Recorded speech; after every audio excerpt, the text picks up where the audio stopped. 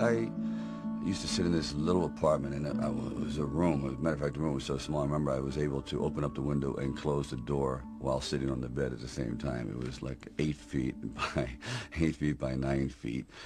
But the one thing about that room, there was really very little distraction. So I would sit there propped up in bed, and I'd go out with my big pen and legal pad and just start writing these stories. And most of them were very, very trivial.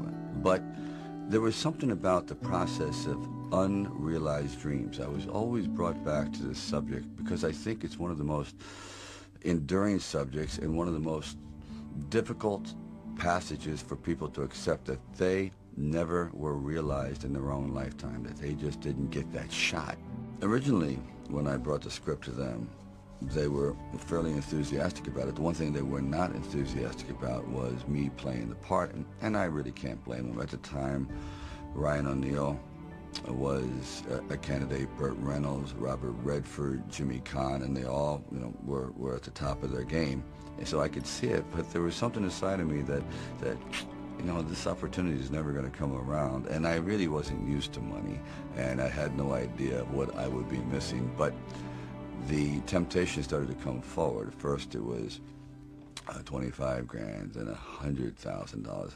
I never heard of 100,000 because I had like $106 in the bank, and like I said, I had to sell my dog, and things were not looking very, very good. My $40 car had just blown up, so I was taking a bus to work, but still, it didn't matter. I wanted to stick with it. Then it went up to 150,000, 175,000, and it went up to 250,000. Now my head was starting to spin, and it went up to 330,000, and probably I heard it went up to 360,000, and I thought, all right, you've really managed poverty very well. You've got this down to a science. You really don't need much to live on. I had like sort of figured it out, so I was not in any way used to the good life. So I thought, you know what? If I know in the back of my mind, if I sell this script and it does very, very well, I'm going to jump off a building. And if I'm not in it, there's no doubt about it, I'm going to leap in front of a train. I'm going to be very, very upset. So this is one of those things where you just roll the dice and you fly by the proverbial seat of your pants. Say, all right, I got to try it. I got to just do it. I may be totally wrong, and I'm going to be taking a lot of people down with me, but I just believe in it.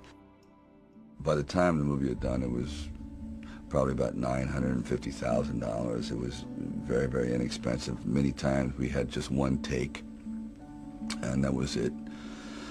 So when the screenings around Hollywood at the time were getting this unusual response, that people were actually reacting to the fight as though the fight were happening, I thought, wow, they're really invested in these characters. And I was starting to get phone calls from very, very celebrated people around town. I said, wow, this could be it. This actually is going to work.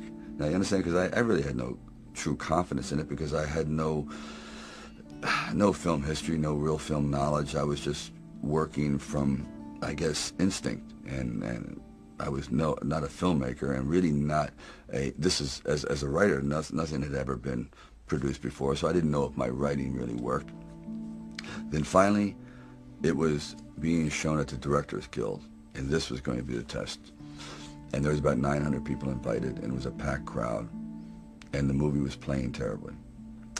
My mother was sitting next to me, and the laughs weren't coming where they're supposed to, and the fight itself seemed to be listless, the response was, and I sat there as everyone filed out of the theater, and I couldn't believe it.